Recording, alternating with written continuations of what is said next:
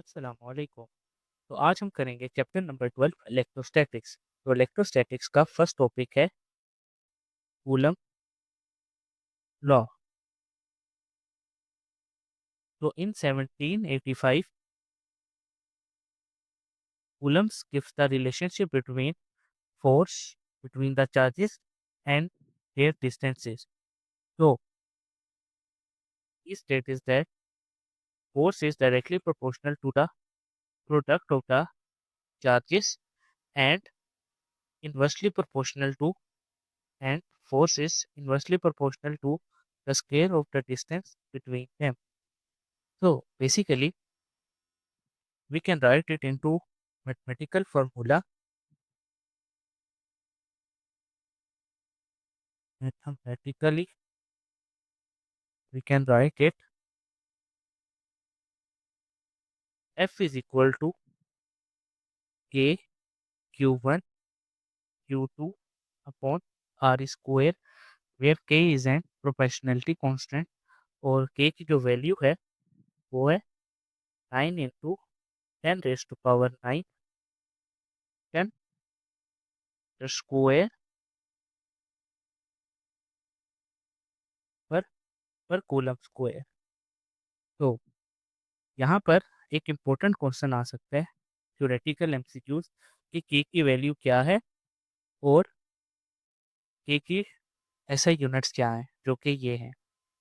तो एक और चीज़, एक और इम्पोर्टेंट फार्मूला कि K किसके इक्वल है, तो K is equal to 1/4 pi epsilon nought.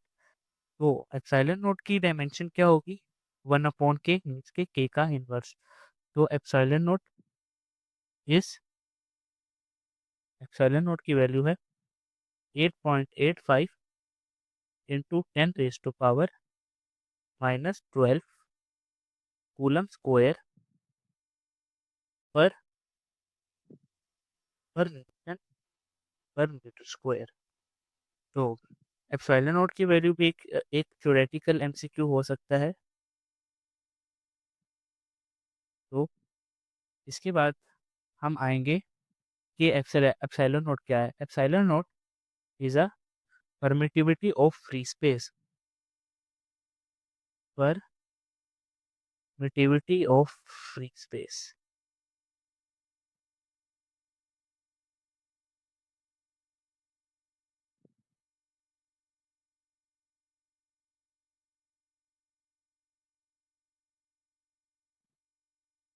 तो यहाँ पर एक और क्वेश्चन आता है कि लेट्स सपोज एक हम दो चार्जेस के बीच में हम एक मटेरियल रख देते हैं, तो फोर्स के ऊपर क्या असर आएगा।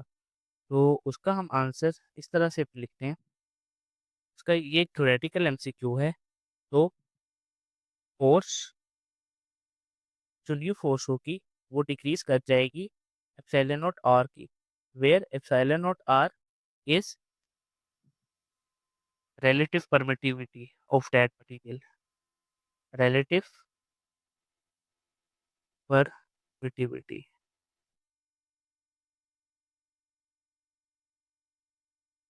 तो यहाँ पर हमारा कूलम्ब लॉ कंप्लीट हो जाता है।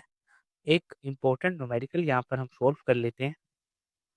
तो he is asking two charges are placed at a certain distance apart in air. When a metallic sheet is placed between them, the electrostatic force between them will be। तो ये numerical basically इस फार्मूले से related है। तो वो कह रहा है कि हमने स्पेस के बीच में मेटेलिक शीट रख ली है, तो फोर्स के ऊपर क्या असर आएगा। तो डिफरेंट मटेरियल्स के लिए डिफरेंट ईआर की वैल्यू होती है। तो जो मेटल शीट है, और मेटल शीट और metal sheet E R is infinity. तो F prime is equal to F upon infinity. तो something over infinity will become zero.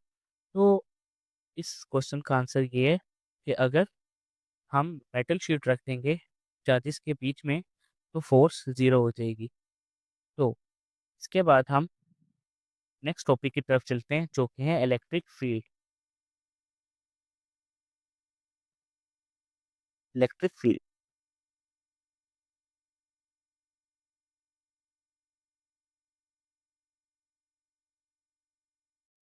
तो electric field is an vector quantity. It has direction and magnitude as well as.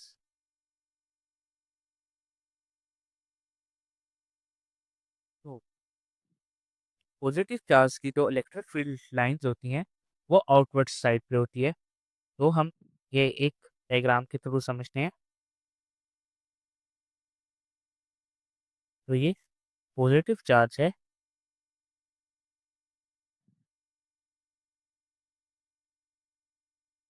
तो इसकी जो electric field lines होंगी वो wire की तरफ होंगी हर डायरेक्शन के थ्रू। तो इसी तरह ऊपर भी। और जो नेगेटिव चार्ज होगा, नेगेटिव चार्ज की जो डायरेक्शन होगी इलेक्ट्रिक फील्ड लाइंस की वो इनवर्ट साइड पे होगी हर डायरेक्शन से। तो ये पॉजिटिव और नेगेटिव चार्ज का इलेक्ट्रिक फील्ड लाइंस का बिहेवियर है। तो इलेक्ट्रिक फील्ड बेसिकली होता क्या है? Force per unit charge is known as electric field. तो electric field is equal to F upon Q. एक और चीज, पहले हम इसकी डेफिनेशन लिख सकते हैं। Force force experienced by a unit positive charge। तो इसके बाद क्या है कि कोई भी चार्ज इन फील्ड लाइंस के जितना करीब होगा, अगर क्लोज लाइंस जितनी क्लोज होंगी वो वहाँ पे इलेक्ट्रिक फील्ड उतनी स्ट्रांग होगी। लेट्स सपोज इस हर पॉइंट से इलेक्ट्रिक फील्ड्स निकल के जा रही हैं, राइट। तो जैसे जैसे इन पॉइंट्स पे इलेक्ट्रिक फील्ड लाइंस करीब करीब है तो इसका मतलब यहाँ पर जो फील्ड होगी वो स्ट्रांग होगी, राइट। तो एक और इलेक्ट्रिक फील्ड लाइंस की प्रॉपर्टी है कि लाइंस नेवर क्रॉस। ये जो लाइंस होती हैं ये कभी आपस में क्रॉस नहीं करती। तो हम इलेक्ट्रिक फील्ड से रिलेटेड एक न्यूमेरिकल कर लेते हैं। तो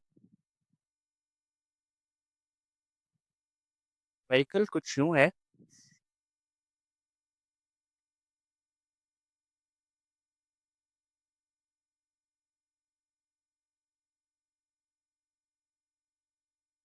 यस, न्यूमेरिकल की स्टेटमेंट है an isolated charge point particles produces an electric field with magnitude E at a point 2 meter away. At a point 1 meter from the particle, the magnitude of the field is। So basically ये जो force है ये coulomb force है, electrostatic force है। तो हम यहाँ पे F की वैल्यू पुट करेंगे तो हमारे पास E का एक जनरलाइज फार्मूला निकल के आ जाएगा। E should be equal to K Q upon R square हो जाएगा।